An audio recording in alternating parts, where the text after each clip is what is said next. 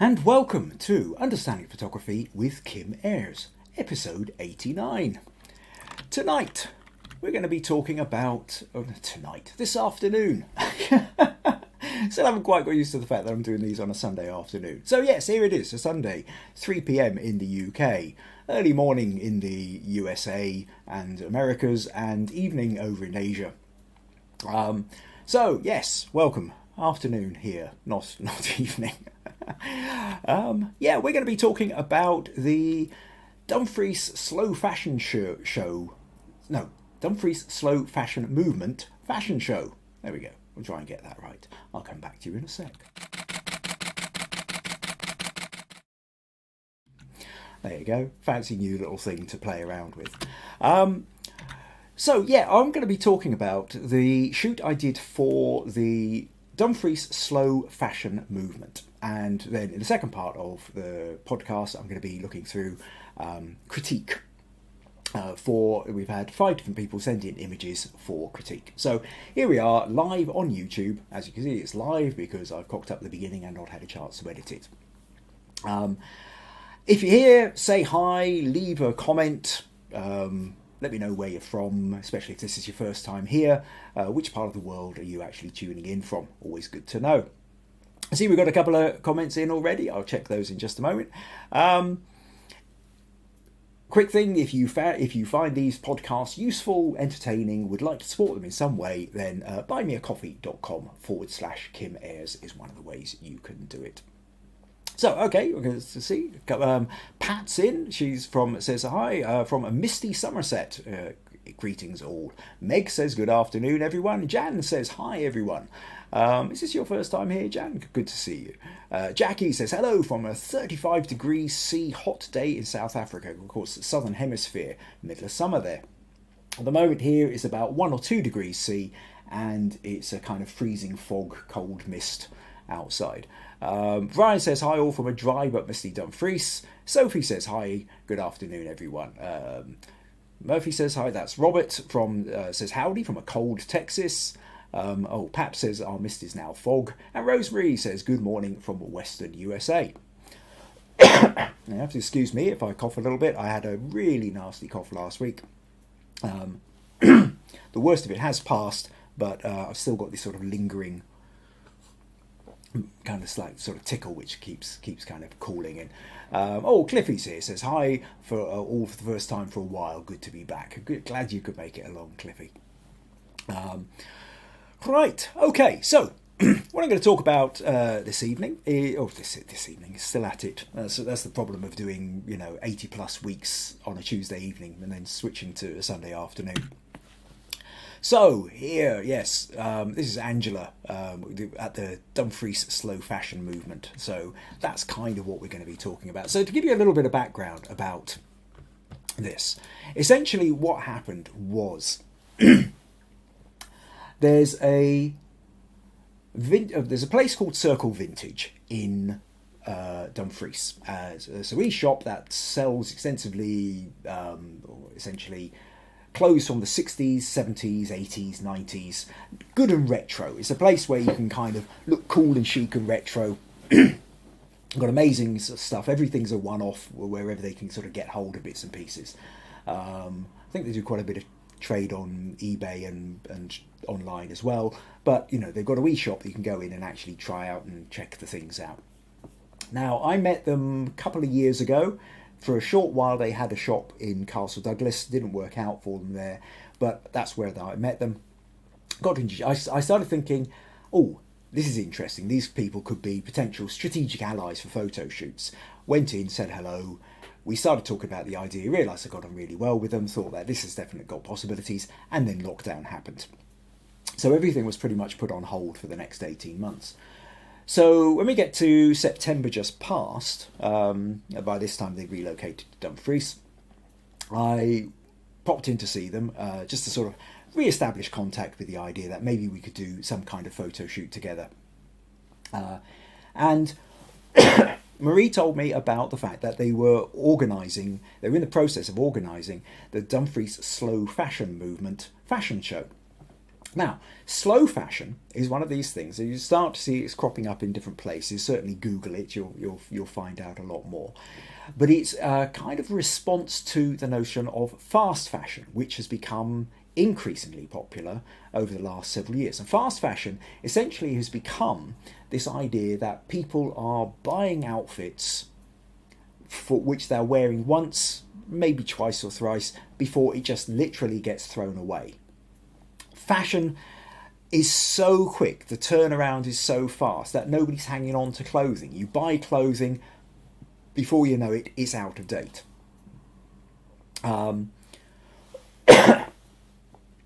So the problem is with this is, well, it's on multiple levels. First of all, there's the pressure on individuals to suddenly feel like they've got to come up with something new, that anything that they bought 3 months ago is now hideously out of date and they might get laughed at if they go out. You can't wear the same item of clothing out twice. But there's a massive environmental cost as well. Millions and millions of tons of clothing which have barely been worn are filling up landfill sites. Not to mention there's a huge environmental cost in making the clothing in the first place. On top of that, there's quite often a huge social cost because a lot of the cheapest items are made in really dodgy sweatshop conditions in third world and developing countries under pretty terrible working conditions. So when you start adding all this up together, the West's obsession, particularly with fast fashion, has a huge cost, way, way bigger than just the pennies or dollars which are being spent on the actual items. Enter the idea then of slow fashion. Slow fashion then is the idea of creating clothes which are going to last, which you can wear more than once, which you recycle, which you borrow, which you update, which you wear again. So retro clothing, clothing that our parents, well, actually most of us might have worn when we were younger, or our parents' generation wore, and then turning them up for redoing them for a kind of a modern way of life. So that kind of retro chic, cool, hip happening, upcycling, recycling. This is where then the idea of slow fashion comes in. In a lot of ways, it's very similar to what we kind of used to do anyway. I mean, when I was a kid, jeans got ripped, you patch them. I can't remember how young I was, but I wasn't that old when I was first essentially taught how to use a needle and thread just to sew a patch on my jeans. And certainly my mum and my mum's generation were constantly stitching things, making things. Interestingly, I remember a couple of years ago I did a photo shoot with a fourth generation bespoke tailor. And he talked about, excuse me, in times past, how jackets and coats and what have you, real handmade bespoke things, would often be passed down the generations. And that they were actually constructed in such a way that when the next generation took over the coat or jacket, they could go back to their tailor, and that tailor would in fact be able to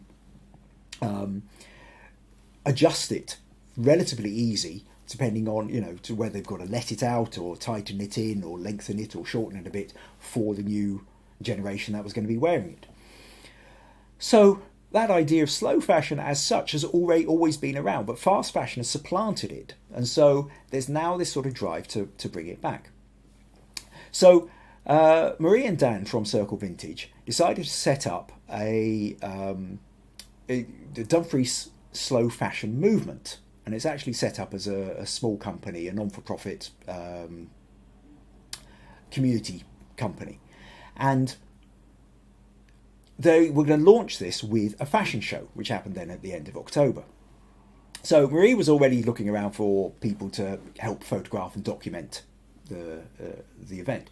So I sat down with her and said, well, look, okay, she already had several other people lined up, students, young photographers, new photographers, who were going to be sort of documenting what was going on. I said, well, look, okay, if you're going to use me, let's use me for what I'm quite good at, which is doing set pieces. Why don't we create some really good magazine-style editorial photos? So we bounced a few ideas backwards and forwards. Initially, I thought I was going to be able to photograph some of these costumes in advance. It turned out that wasn't really going to be an option.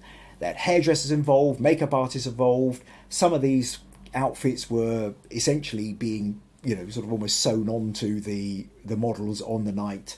So I realised very quickly I was going to have to do the shoot in the theatre on the night of the actual shoot. So that was going to require an awful lot of planning in advance. We bounced ideas around, set up Pinterest board, started talking, went out to the theatre together, investigated the spaces. And in the end, we decided on two particular kinds of shoot. One was going to be I decided I would sort of do an in the wings of the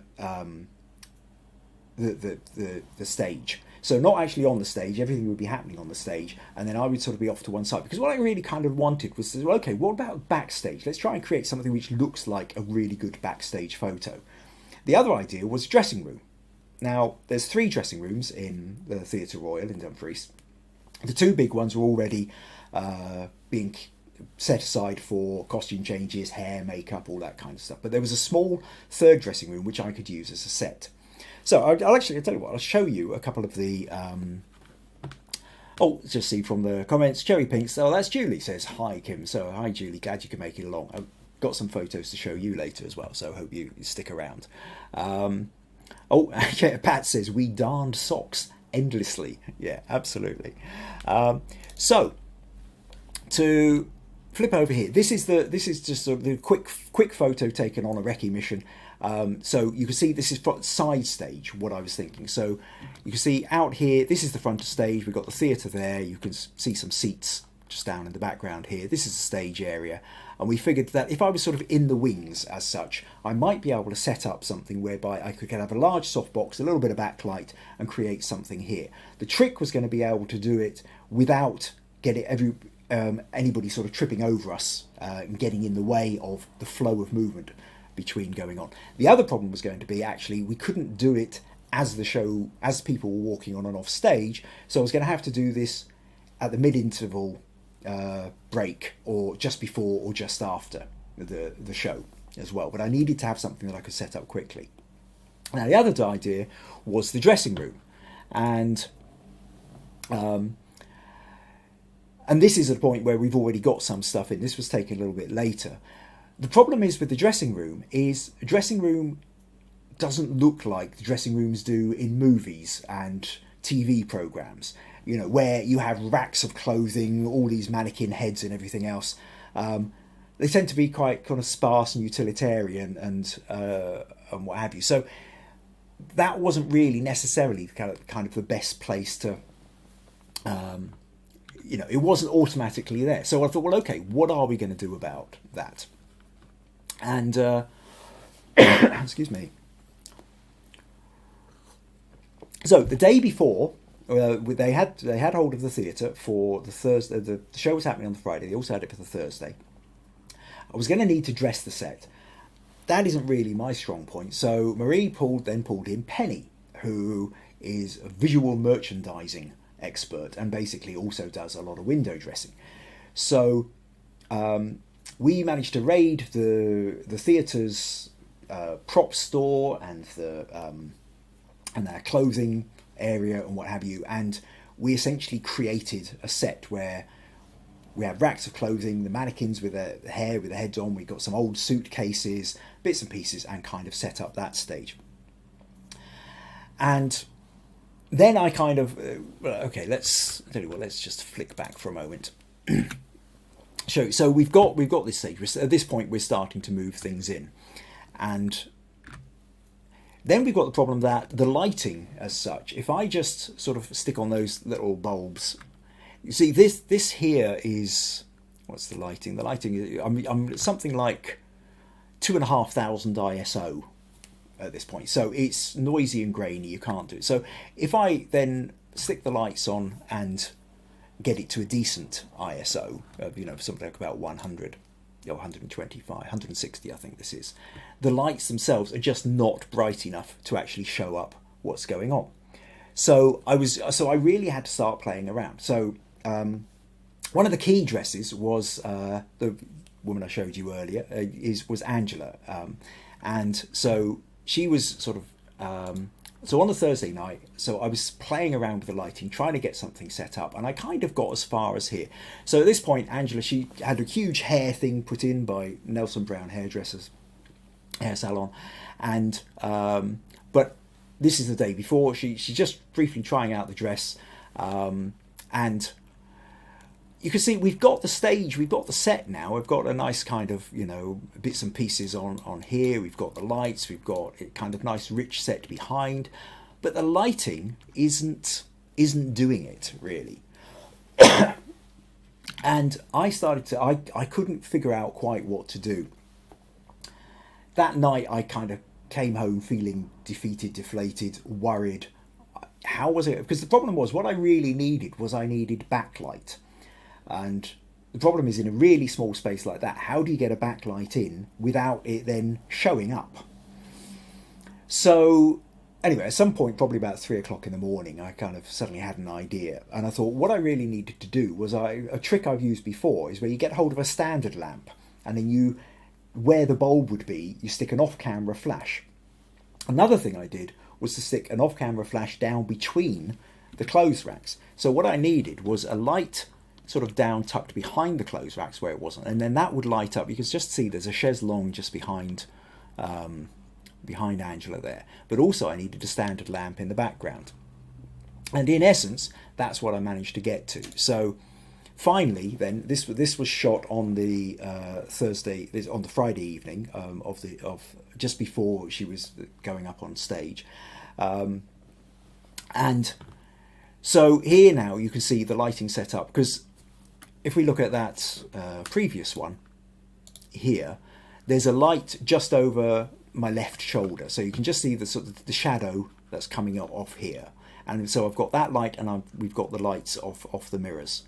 But when we come to this one now, as well as those lights, here you can see then we've got the standard lamp, and I've got the flash in it, and that's being able to give me a lovely backlight. And then also tucked down in the side here, you can see just lighting up the clothing, I've got another light coming in from the back there. Now, less noticeable with Angela here. Now here you can see she's all done up, full dress, makeup, hairpiece and everything else.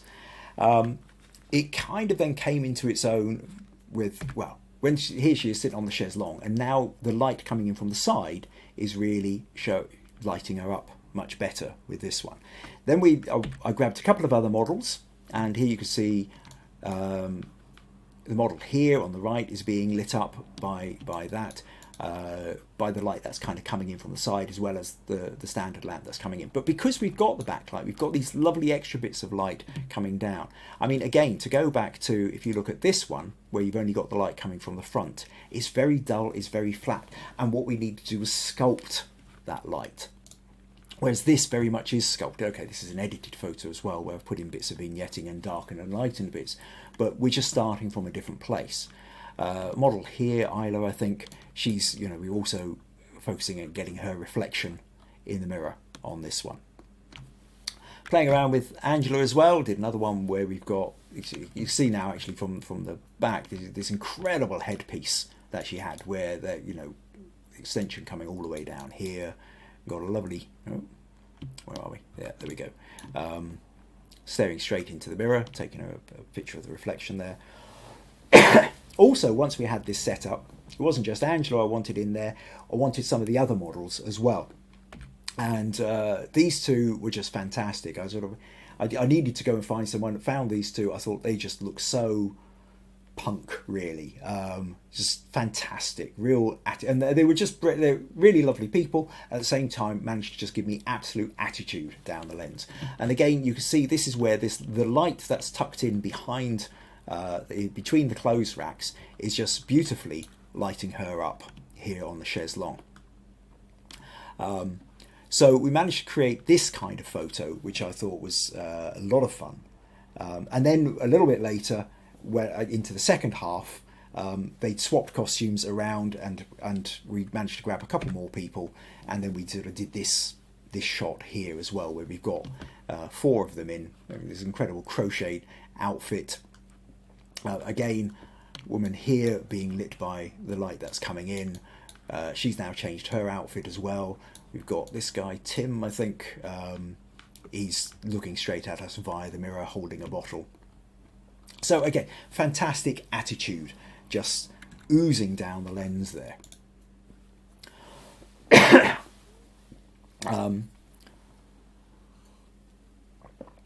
So in the end, I managed to get that right.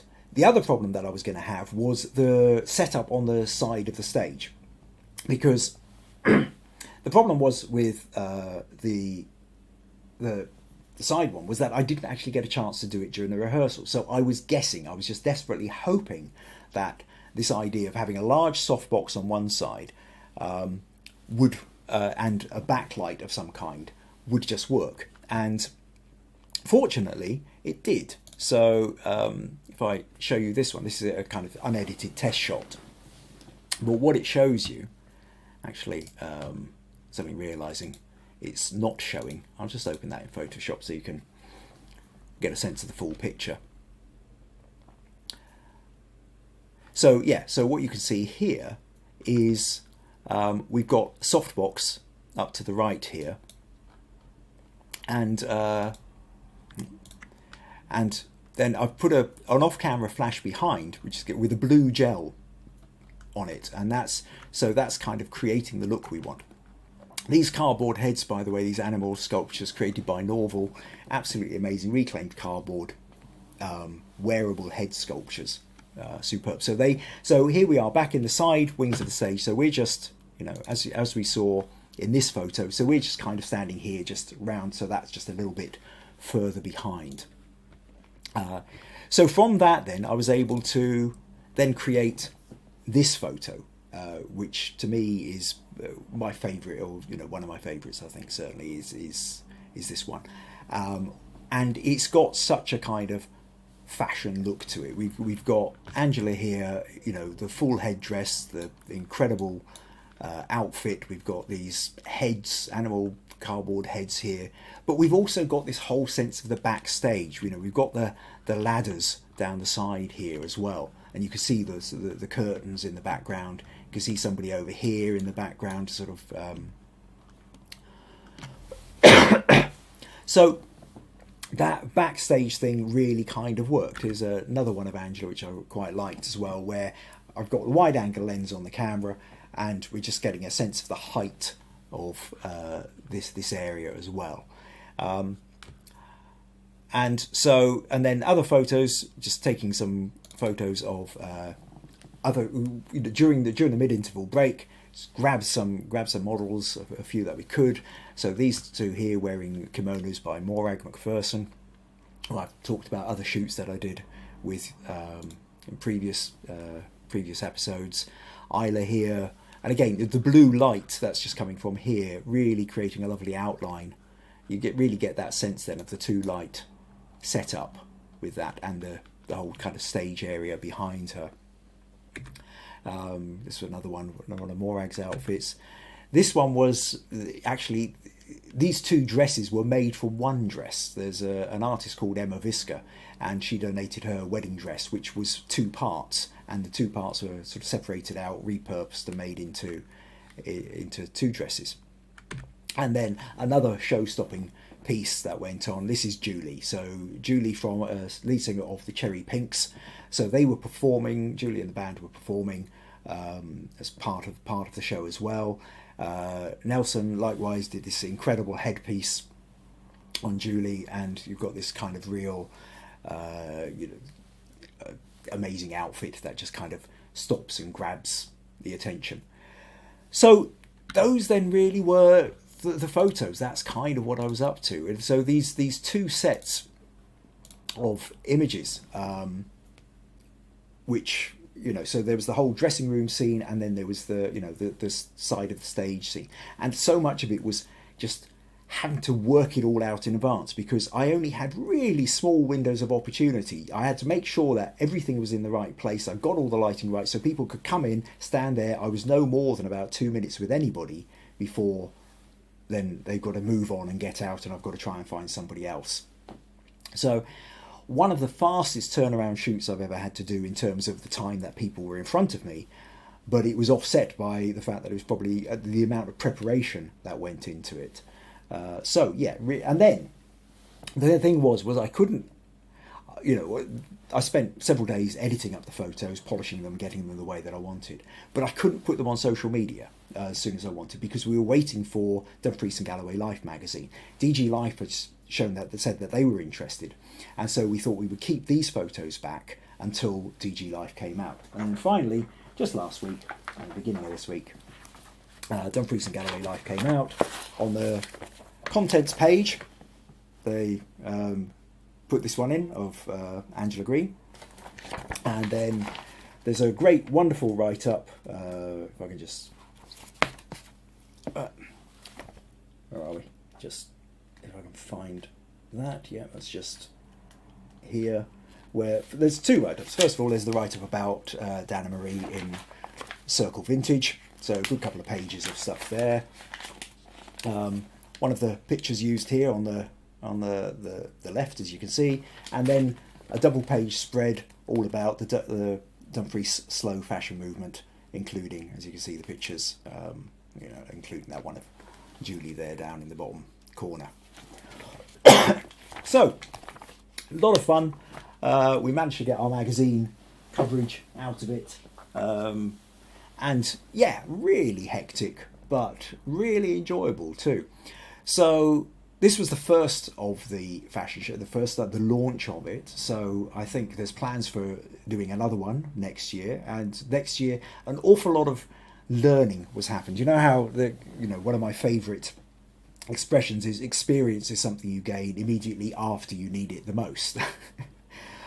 And there was an awful lot of that going on. They put on an amazing show and learnt a huge amount in the process. And one of the things was the photography, and not because it wasn't just me doing photography, there were several other people doing photography, and the low light situation of shooting either behind the scenes in dressing rooms which weren't lit with a photographer in mind, or out at the front of stage where it can quite often be low light, meant that quite a few people struggled with notions of how, there were a few student photographers and what have you, and there was a difficulty in trying to get the quality of photos. So hopefully next year what we can do is coordinate a little bit more and make sure that we're getting awesome photos on all fronts. So there's a kind of feeling now that I've met up with Dana Marie yesterday as well. We're having a good old catch up and talking about this photo shoot and potential photo shoots we're going to be doing in 2022. And it's really exciting. We've already got lots of ideas that we're getting ready to explore. So hopefully next year, across the next year, I will have some really interesting photo shoots to talk to you about. Right, I see we've got some more comments come in. So where are we? Okay, so we had Cliffy here, and Julie said hi. And Pat said it. All right, Vandana is here. Says hi everyone from London City. April says hello everyone. Meg says those are really colourful costumes. They were fantastic. Cliffy says great work to get those images during a live fashion show. They're incredibly hectic behind the scenes. It absolutely is. April says awesome. That's lovely. Viji's joined us. Says hi everyone. Just came home. Sorry for joining late. Vandana says the pictures are beautiful. And Julie says great write-up, great photos, enjoyed the whole experience, very insightful. Really glad you did, Julie. And just to say, Julie, I'll get in contact with you. I'll email you. I can give you some copies of the photos of you that I took. I've also got a nice one of you and Henry as well. So get in contact, or I'll get in contact with you, let you know about that. Right. Okay. So that's what I wanted to talk about with that shoot. In a moment, I'll move on to critique. However, in the meantime, if you're finding these podcasts useful, interesting, you're learning anything from them, you'd like to support them, buymeacoffee.com/Kim Ayres is one way to do it. Another way to do it, of course, is invite your friends as well. Let's grow this wonderful little community of ours. Okay, right. What was I going to say next? So yes, let's now move on to the critique section. Now, the critique section is a place on the internet where you get the chance to send me your photos and ask for feedback. We often have this problem with the fact that we take our photos, we're very close to them, we're not sure whether they're any good, or if we've made mistakes, we're not sure how we can rectify them, or the picture isn't looking quite how we thought it would, or we thought it was a great photo and nobody else is seeming to respond to it, and we just don't know why. So this is a corner of the internet where you can send me the images and I'll go through them, give you some critique and feedback on these. And so that's the bit we're going to do now. So we'll start off with, I've had 5 people send me images. Now let's start with Robert. So Robert said, I took a picture of a cow last summer. It is one of thousands of pictures that I have taken and never examined. I'm working on now this is the original photo, and then we have, this is his edited photo. Robert says, I'm working on a minimalist approach to editing, crop, rule of thirds, and curves. Definitely not moving the colour levels or sharpness, dehazing, etc. I like the asymmetry of the cow's horns, and this was taken near the golden hour. Let me know what you think and how it could be improved from an editing and photo execution perspective. Now, okay, there's a little thought here which I don't fully follow, Robert, where you say, I'm working on a minimalist approach to editing, crop and curves, as though, right, okay, that's all you're doing. Why? I think that's, there's a, is this a case of you feel that anything more than that is messing about too much and you don't really want to go down that route? Or is it a case of you know where you are with crops and curves, but you're actually looking for more advice on other styles of editing? I think it's difficult to tell with the way that you've written it, and this is where it's always slightly the problem with the difference between writing and chatting. If you're chatting, I can ask you other questions as we're going. I think the idea, the way it's written is I'm working on a minimalist approach to editing, as though you've decided that's what you're going to do. You're going to restrict yourself to a particular style of editing. Now, whether that's exactly what you meant or not, I think it opens up an interesting idea, which is the question of why. Why would you limit your editing? Now, there's limiting editing because those are the only techniques you know. And there's nothing wrong, absolutely nothing wrong with limiting to the editing that's needed. If it turns out that all it needed was cropping and a little bit of curves adjustment, absolutely brilliant. That's all you need to do. Where I worry is whether that's an idea of, in principle, all I'm doing is that. Because in principle, I don't see the point of drawing a line. I think a photo needs editing as much as it needs editing by whatever techniques it needs to get it to the place you want it to be. And so the question is really with the photo is, where do you want this photo to be? Where are you going to be happiest with it? What are you trying to achieve with it? And if you can achieve that with just a crop and a little curves adjustment, that's great. There's no problem with that. If you feel like you need a bit more editing, then go for the extra editing. Now, so we've got all that. And then the next thing you said is a day or so later you posted another one. Said, actually, I rather like it flipped, and I use the content aware here for a better crop. Not that one. Where are we?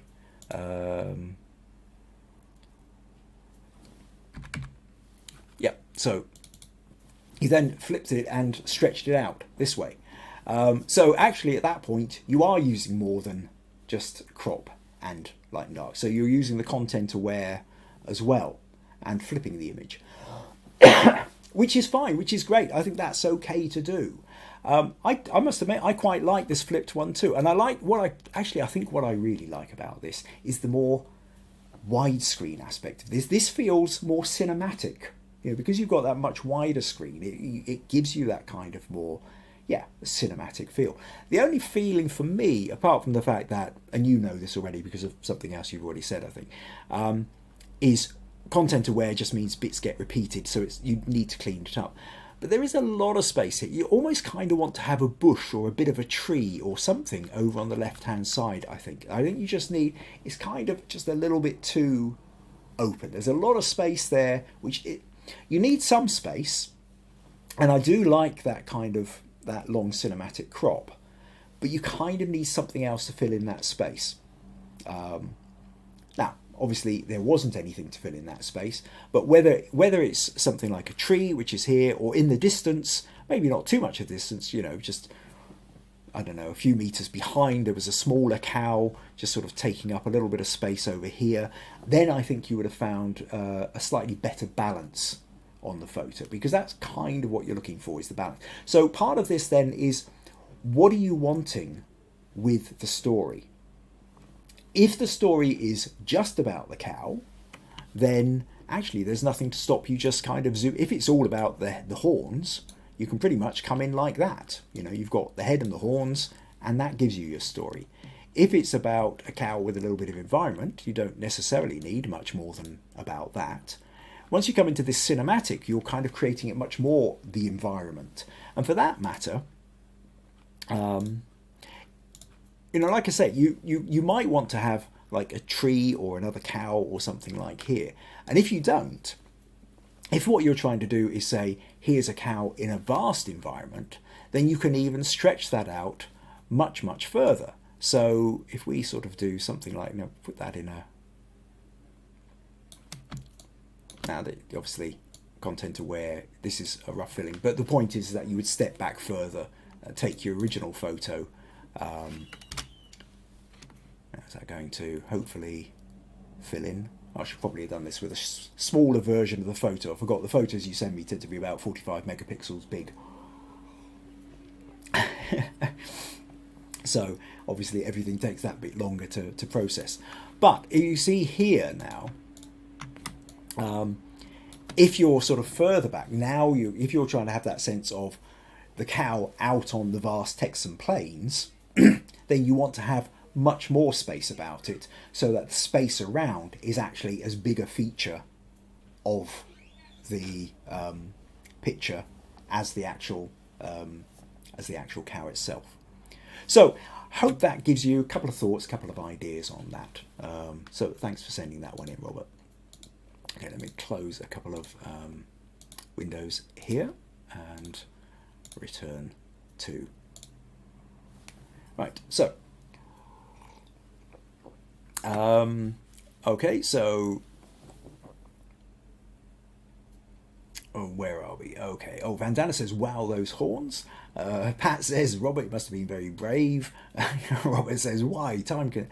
Oh, right, okay, different things here. Oh, right, your why for doing the rule of thirds only and time constraints. I have thousands of photos and not enough time. Well, that's fair enough, but then if you have thousands of photos, you're not needing to edit thousands of photos. You're only needing to edit one.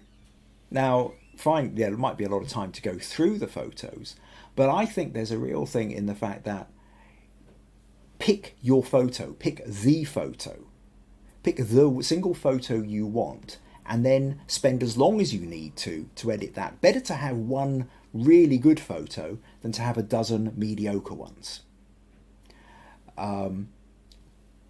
So it's all about selecting the right photo and then editing it as much as it needs to be edited to tell the story that you're wanting to tell. The only reason you do minimal editing on a lot of photos is, well, maybe because the job was asking that. Somebody was asking for you to go out to their ranch and photograph 400 cows, and they're not wanting anything fancy and nothing's going to be put on a poster, and you're just going out and doing 400 photos and just doing minimal editing and hand it over to. That's fine, that's okay to do that. But in your case, I don't think that's, you're wanting to create a single photo, which is going to be really show-stopping. You want people to stop and look at it and go, wow, great photo, or enter it into the competition. At which point, you select the one and then you spend as long as you need to edit it. You don't need to crop and rule of thirds 30 photos. Just find the one that you want and really go for it. Okay, April says, I love this bull photo. Viji says, look at the horns staring straight at your camera, Robert. The golden light is a golden hour. Sky looks blue too. Excuse me. Robert says, also, if I find it more interesting with more edit, then I will add more time. Good. And you prefer the flipped image. Okay, Viji says, Rosie, quite menacing, isn't it? I don't seem to have a Oh no, Rosemary. That's right. Okay, so you're referring to the telephoto lens. I hope you use the long lens, says Rosemary. Robert, those horns look pretty intimidating. And Rosemary is also hoping that Robert wasn't wearing red. Okay, Robert says that. Good feedback, thank you all. Rosemary says, growing up near the Mexican border, we watched a lot of bullfights on TV. This brings back lots of memories. Now, I don't know whether your microphone is picking up noise happening outside the room. I can hear a lot. You might be getting stuff. Basically, our situation at the moment is our son Rogan has come down to stay with us for the day, for the night, and then daughter and grandson have also just turned up. So there's a big greetings and hellos and everything. It sounds like Alfie's wailing in the background there. So there's quite a bit of noise going on out in the hallway. So I apologise if it's spilling over into the podcast. There was just no way around this. Timing was always going to be problematic. Where are we? Oh, that's Roy's just come in and said hello everyone. Sorry I'm late. Okay, Roy, we're just going to have to rewind at the end of this and watch the beginning. Okay, so now we're on to let's move on. So I'm going to talk to Rosemary next, because part of the problem I had here, Rosemary, and maybe you can give me a little bit of feedback, is Rosemary sent me a couple of images but didn't tell me the kind of feedback she wanted. And this is tricky. So I'll just show you, I don't have time for all the photos, I'll show you one. So sent me this photo, and but didn't say what kind of feedback you're after. And I sent a message back saying, tell me what kind of feedback you're after, but I didn't hear back. So I don't know whether you got the message or not. But I thought it's, at the very least, it's worth saying that one of the reasons I always ask for you to let me know what kind of feedback you're looking for is because there are so many different things you can do with a photo. And what I would do with a photo isn't necessarily what you would do with a photo. And that doesn't make you wrong. That just means you're chasing something else. Each of us as individuals are looking for something, have an idea. There's a reason why you put the camera to your eye when you saw this and you took this photo. If I took this photo, I would have had a different reason for taking it. Because I would have had a different reason, I would have been looking for different things and would have approached it in a different way. So the very starting point would be different. It doesn't mean that it's righter or wronger. It just means it's different. So for me to be able to help you with your photography and to advance your photography, I need to know what your starting point is. I need to know why you took it, what you were looking for, where you're hoping to take it, what your sticking points are, and where I can help you. So without any of that information, it becomes almost impossible. I could look at that photo and say, yes, well, I like the photo, or I don't like the photo. That doesn't really make any difference to you. That doesn't help you at all. You know, I mean, because there's a million and one different things I could do with this. If I open this in Photoshop, now there's different bits. So we've got some bits are sharp, some bits are in bokeh. So, you know, it's a nice, so, but, you know, are you most interested? You know, you could just as easily zoom in and crop. Something like that. That's one way of doing it.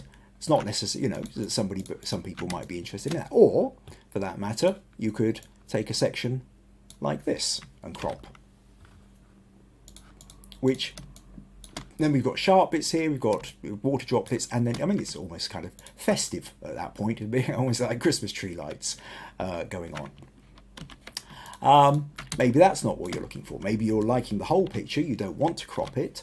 But then maybe there's a notion of colour shifting it. I mean, if I just kind of do something like that. So now for that, actually, I'll just go back and show you if I go to image, adjustments, not adjustments, under image here, I go auto tone, image auto colour. You can see now we've checked the whole colour has shifted, and that's given it quite a different feel to it.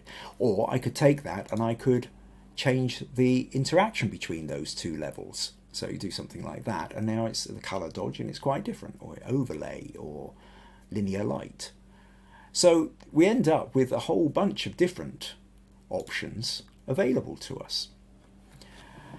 So depending on what you're aiming for, Rosemary, makes a huge difference as to where I go next to help you.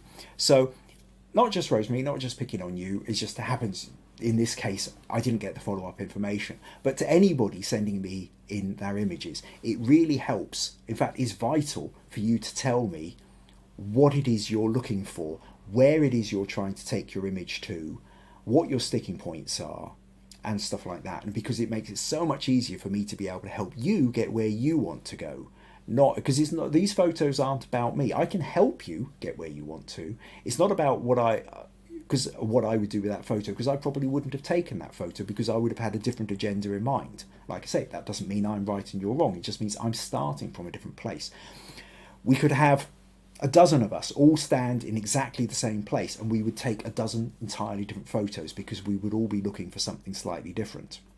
And that's okay. There's no right or wrong. There is exquisite, beautiful, wonderful diversity in that. It's part of what I love about photography, is that everybody comes at it with a different eye. It just means that if you're saying, Kim, what would I do with this? I need to know where you're wanting to go with it. So hopefully I'll give you a couple of little ideas in there, while at the same time,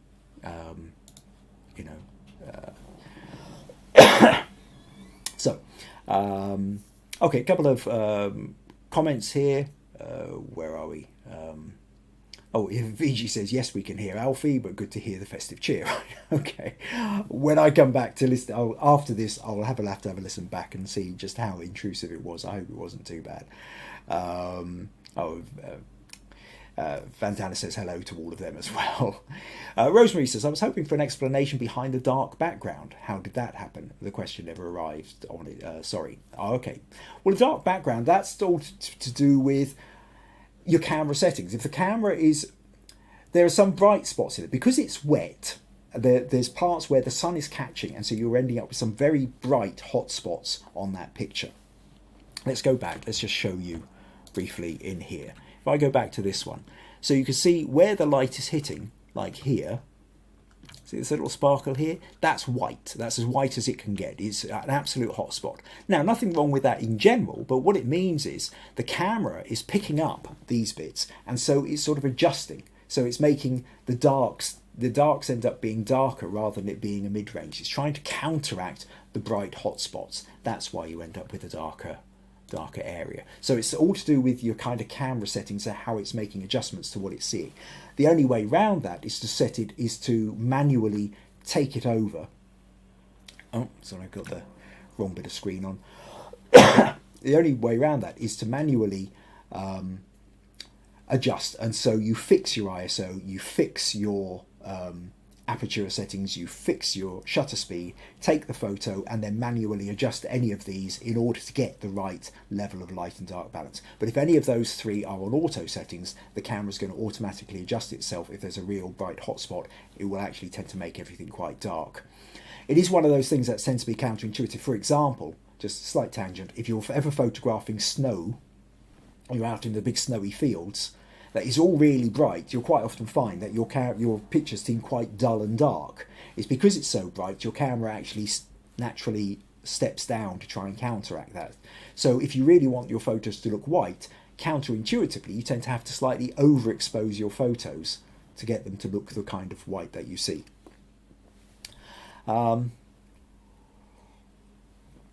Okay, April says unique photo. Viji says, whoa, love the dewdrops and a golden hue. And Vandana says, looks very festive. And Rosemary says, I think we experienced some internet gremlins that blocked our communication. I guess we must have.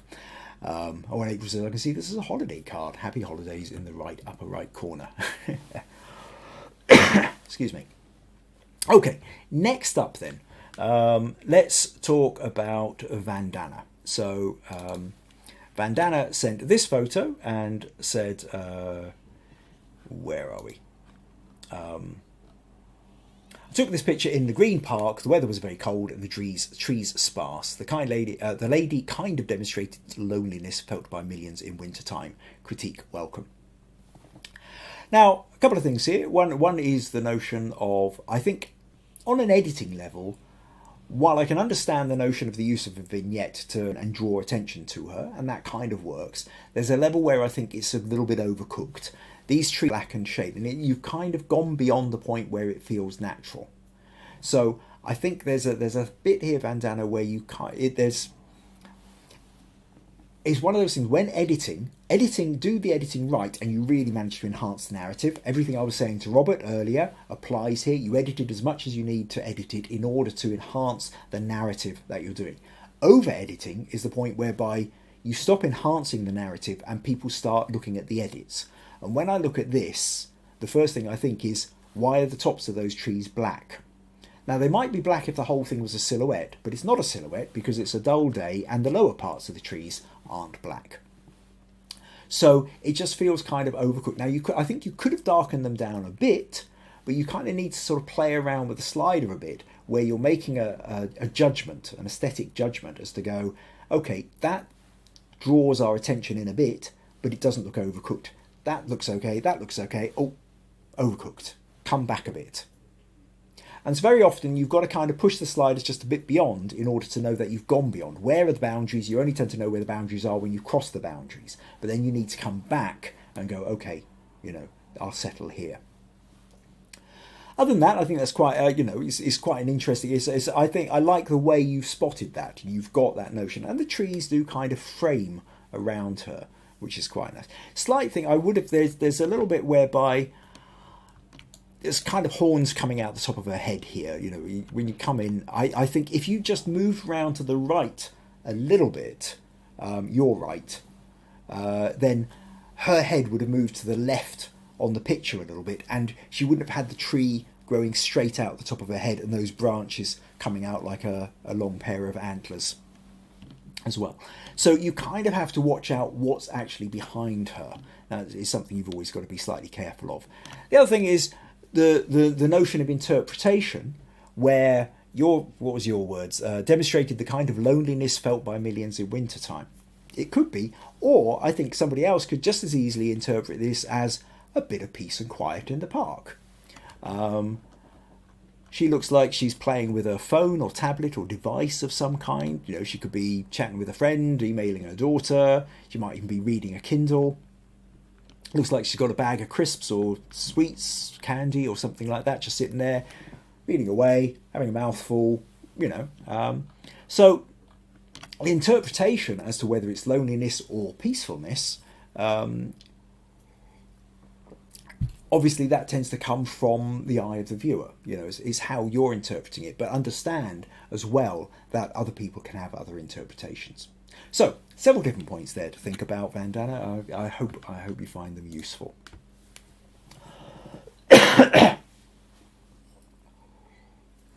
Okay, so Rosemary says, thank you for the explanation, and their comments are good. Rosemary likes the framing, Vandana, and Meg says, you are buffering now, and Roy says, frozen at my end as well. Okay, not totally sure here. I do actually have a little thing come up saying not enough information. There's a little bit of buffering going on, but hopefully it seems to have gone again now. So hopefully I'm back to normal now. Never entirely sure what happens. Doesn't seem to be a huge amount I can do about it. I've turned now I've got a little thing that come up and says excellent connection. So who knows? Okay, let's move on then. So what have we done? We've done Robert, we've done Rose. Okay, let's go to Viji. And Viji sent in a couple of little photos here, and she's said, I tried to click the solar-powered aroma dispenser. Solar-powered aroma dispenser in my car. It was interesting to watch the way it was moving fast. I tried to quickly capture some angles. Let me know which angle works better and is easier on the eyes. So we've got this photo and we've got this photo. I think it's kind of interesting. In fact, actually, I'm just kind of wondering here, because you also put in a video now. I think did I have... so I will... Let's just flip back. Yeah. So that's the photo. So now, where we go? Can I play the video? Yeah, there's the video. Hopefully for anybody who can see it. So that looks... I've never seen anything like this one, Viji. it's obviously quite a fancy gadget. So I'll just close that and come back here. So that's what it's like when you're capturing it still. So honestly, if it's spinning that fast, I think you did quite well. So interestingly here, so we've got this sitting on the dashboard, and then this is a closer one where interestingly that little bit is acting exactly like a lens ball. So what's happening is the traffic is blurred behind, but we can see the front of the car in front upside down. So it's a fun thing to do. Interesting you spotted it, and I like the kind of way that it sort of all looks like it's kind of spinning around and happening. But in terms of the frozen photo, I think, to be honest, what you kind of want is a mix. I think in terms of this photo, I like the fact that you can see the traffic in the background. This is giving you a sense of, okay, we're in a traffic jam, or we're on the road, we're driving, there's something going on. This one, you can actually see the traffic in the lens ball, but you can't see anything around it. And I suppose what I really want is both. I want to have a bit where you can see partially the traffic, but you can also then see the traffic in the lens ball as well. And I think that combination where you've got the lens ball effect and the traffic behind is probably where it will be at its most powerful. So, now I dare say you probably tried to get that, but if it's spinning that fast, there would have been a random level as to whether you would have got it or not. But as in, there's always these sometimes you get lucky, sometimes you have to just take 400 photos in order to get the one that you're actually after.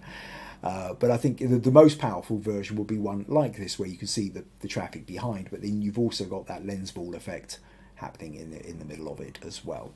So I hope that helps a bit, Viji.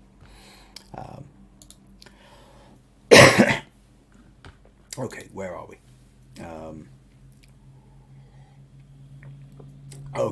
we?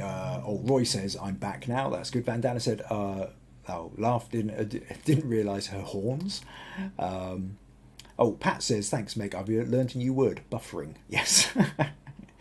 Viji says nice pick Vandana, wish to see the high resolution one, nice park. And April is saying that's cool. I presume that's talking about Viji's fancy aroma dispenser or thing for making your car smell nice. Okay, so on to the final image of the I was going to say evening again, afternoon. It's evening in Asia, so evening for Viji.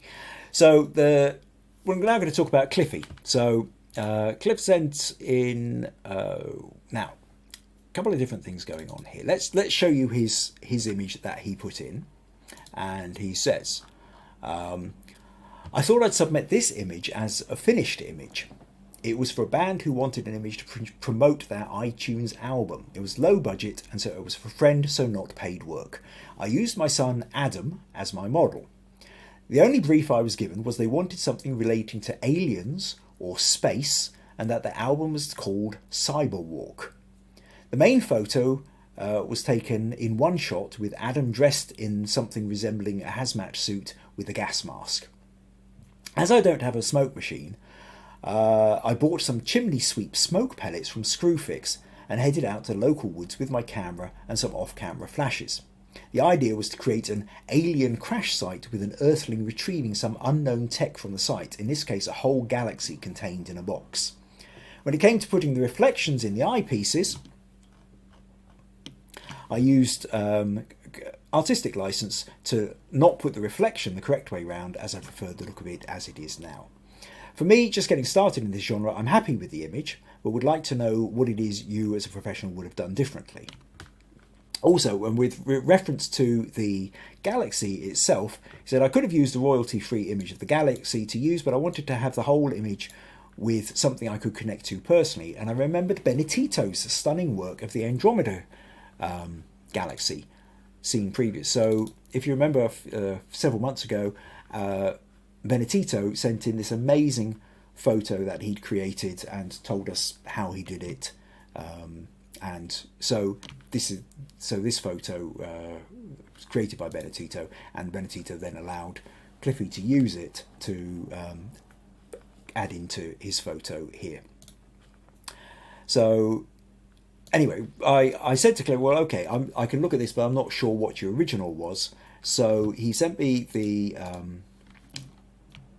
this was the original photo, which you can see the kind of added on bits. So as well as adding in the galaxy here and the reflections in the eyes, he's obviously drawn out more detail from the shadows. Also, it looks like, if I look at this version, there's not as much smoke on the right and this bit of tree is lower. So I don't know whether you extended this out, or the right hand side I'm suspecting you might have taken from a different photo and pasted it in over the top in order to create more smoke around here. That's the kind of thing I've done plenty of times, and it's a good idea. And then finally he went on to say where are we? But actually, it was shot in black and white, and sorry, the final image itself that went to the band was this one, where it was square and in black and white, and then there's bits of writing on it, you know, the band name and the band the title of the track, presumably, or album as well. So, in terms of feedback, there's I think, you know, if this is your first time out doing this kind of stuff, I think, you know, lots of fun. Kudos to you getting in and doing it. What would I have done differently? Tricky one to know. It's actually one of the things I would say, just for anybody watching here, the notion of didn't have a smoke machine or smoke bombs and used chimney sweep pellets. I've done this on several occasions, especially if I'm shooting outdoors. I've got a little smoke machine, but it requires plugging in. If you want to buy smoke bombs, they can often cost quite a lot of money, or if certainly you can go through them quite. You get 2 or 3 minutes of smoke, but there's $10 gone within a couple of minutes. Now the other option, I got these off the internet, but you can get them in any kind of hardware store, and these are smoke pellets. And essentially, what happens is they're used by chimney sweeps. You set fire to them, place them in the fireplace or stove or whatever it is that you've got, and you get about 30 seconds worth of smoke come shooting out all over the place. Now, at that point, hopefully the smoke is going up the chimney and not coming out of back. You know, either it's all coming back out into the room, in which case, you know, there's a air pressure or flow problem, or there's a blockage. Or the chimney sweep can also go out and see if you've got several chimneys at the top of the house, they can see which one it's flowing through, where the smoke's coming out. Now, but like I said, you get about 30 seconds of smoke. So the best way, the thing is, what you've got to be careful of, though, is it burns down very quickly, so you don't hold it with your fingers. Get a pair of pliers or something like that, hold the bottom of it, set fire to the top, and then the other thing is you will get smoke, but it's not hugely. So what you need to do is you need to wave it around and waft it around and up and down and everything. Ideally have an assistant who can run behind the person that you're wanting to smoke around, wave it about as much as possible. Like I say, you get about 30 seconds of smoke, so you then have to be really quick with your, with getting your photos in. You might have to do this several times. But the thing is, whereas one smoke bomb will cost you $10 or thereabouts, you'll get a whole pack of these for the same amount of money, and that gives you 10 of them. So in some ways, these can be a kind of a quick, cheap, easy smoke filler. Certainly if you're starting out and you're practicing and you want to get a sense of what smoke can do, then these kind of smoke pellets is a really good way of doing things. What you've also done well here, Cliffy, is you've got the lights, off-camera flashes, you've got some behind the smoke, so that's lighting up the smoke, making it nice and atmospheric. I think there's editing wise, I think it's slightly problematic with the Galaxy coming out. I can understand what's happened. What's happened here is you've had to darken down his jacket in order for the Galaxy to stand out against it, because I can imagine that what's happened, because he's got a bright red jacket, when you overlaid the Galaxy, it pretty much would have disappeared. And so you then end up having to sort of darken down the background in order to make the Galaxy stand out. But then if that really was a bright Galaxy, it would be shining with a bright light and lighting up. He wouldn't look like he was in shadow, he would look even more lit up. So there's an element whereby almost what you need is a light coming up out of the box to hit him. Now, in here you have got a light in the box, but because it's tilted over, the light is the light in the box is hitting the underside of the lid, but it's not really lighting him up. So the way around this would have been to have the lid right back so that he would be lit by it. And then I think you wouldn't have needed, it looks like you've got a key light probably over your left shoulder heading towards him, which is mainly lighting him up. If you didn't have that light, but you actually just used the light that was in the box, that would light him up coming from underneath. And then when you had the galaxy, and if you made that galaxy bigger and more spread out, it would you'd get enough of a sense of it, and it would be light, and he would appear as though he was being lit by the galaxy. And I think that would give you a little bit more to play with. As you'll have seen already, the red is kind of a slight overkill. I talked once before about red in essence is almost like having a spot colouring. I remember doing a programme on red itself a couple of months back, where anything that's red gets all the attention. The eye goes to something that's red in the picture pretty much before it goes towards anything else. So you use red sparingly because it's the bit that draws all the attention. And in this case, you're not really wanting all the attention just drawn to his chest. That's not where it's at. So it's another reason why you had to darken it down in the first place. Another option here would be to have colour shifted the red jacket to something like a blue or a green or even a grey or something like that before you then did the rest of the editing, so that it wasn't standing out as strongly. Also, if you colour shifted it into a blue or a grey, you might have found that the galaxy itself might have actually sat slightly better over the top without you feeling like the red was becoming all-encompassing. So I hope that gives you a few ideas, a couple of ways of playing with it. I think also it's worth, when you're talking to the band, it's a strange thing when you're doing shoots for bands, because what you say is essentially they didn't give you a huge amount of remit. They said, apart from something kind of spacey, alien-y, go ahead, give me something. And that's all very well, but actually it doesn't help, because you can go ahead and do something which is your interpretation and you think is brilliant, and the band might hate it. And I've been in this situation before, and I learnt very early on that when I'm taking a photograph for somebody else, the meetings beforehand become really, really important.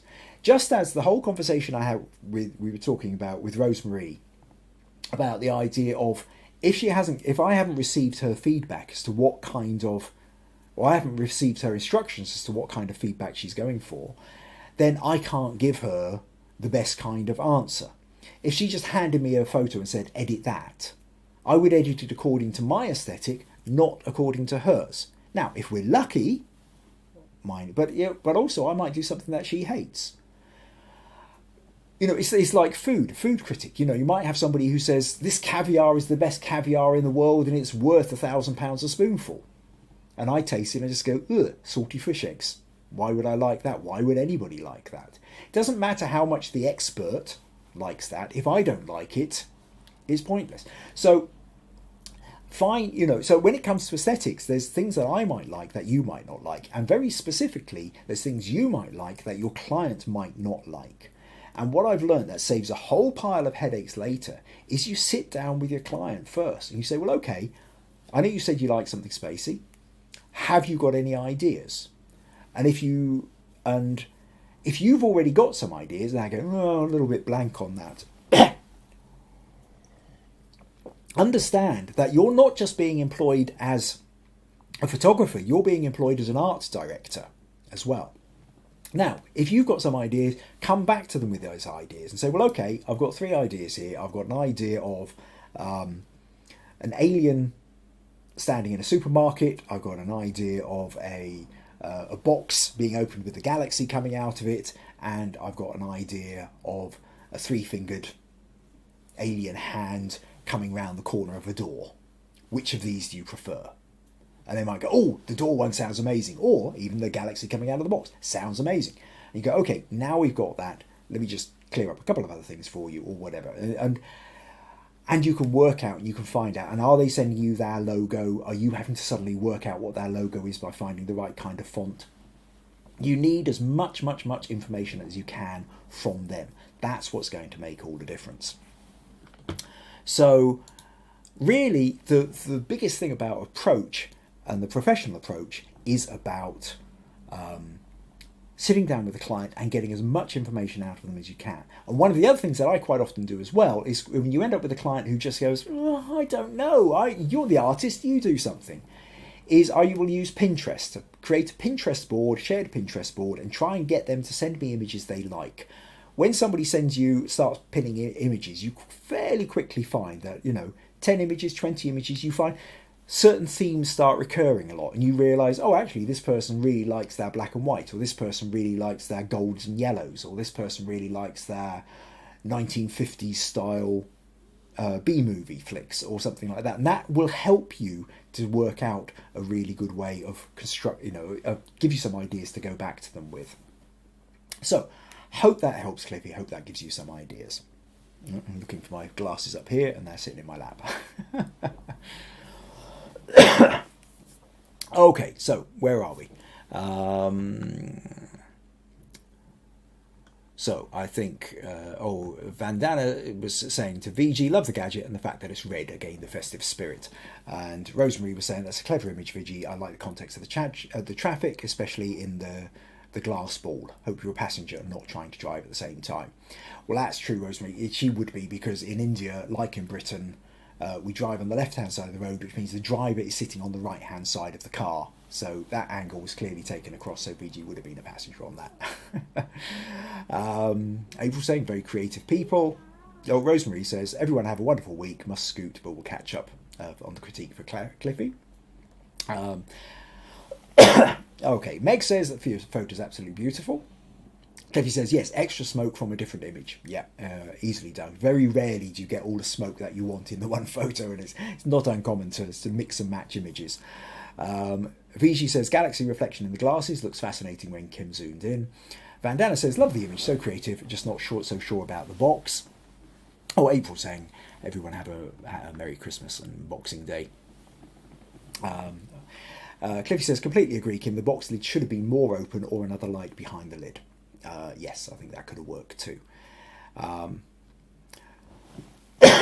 Right, okay, that pretty much brings us towards the end of this podcast. Now, next week, importantly, is the 26th of December, which is Boxing Day. Family day for me. I'm afraid I won't be doing the podcast next week. So the next podcast will be in 2 weeks' time, which will be the 2nd of January. And on the 2nd of January, I'm going to be I think what we'll do is we'll do a best photo of 2021. Okay, so I will put up the stuff on Facebook, and I'll set up the next YouTube thing and write in on that what that's going to be. But for anybody watching now, your best photo of 2021. So you've got 2 weeks, or a little bit less than 2 weeks. So we'll need your images in by the Friday, by UPwKA, by 31st of December. Get your images to me. And we will have a little scroll on the 2nd of January. We will have a scroll through and look at people's best images. Now, your best image can be the one that you're most proud of, the one that you feel really ticks all the boxes, where you feel like, I moved forward as a photographer. Maybe it's one that's done pretty well in some of the online competitions, or you've won some kind of award for, or you just look at it and get a smug moment, or other people have praised you very highly for. Whatever it is that you feel is your criteria, send me the photo, give a little bit of story about the photo and why you consider it to be your best photo of 2021. So that's what we're going to do then. 2nd of January 2022 will be the time we meet for that. Once again, if you've found this useful, interesting, you feel it's a good learning process, you're enjoying this podcast and you would like to support them, then buymeacoffee.com/Kim Ayres certainly helps.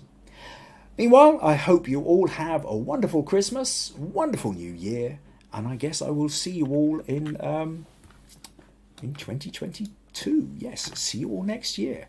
Meanwhile, I will see some of you, well, no doubt bits and pieces will be going on Facebook and other social media where we all hang out. Find me on Instagram too. Don't forget, I've got a bunch of things here. Just that, actually, the earlier talk that I did on the Dumfries Slow Fashion Movement fashion show, I'm writing a blog post for, which will be up tomorrow. So that's at kimayres.blogspot.com. But don't forget, you can always find me on Instagram at kimayres photography, as well as Facebook. So, hope you all have a wonderful festive season, and look forward to seeing you all next year.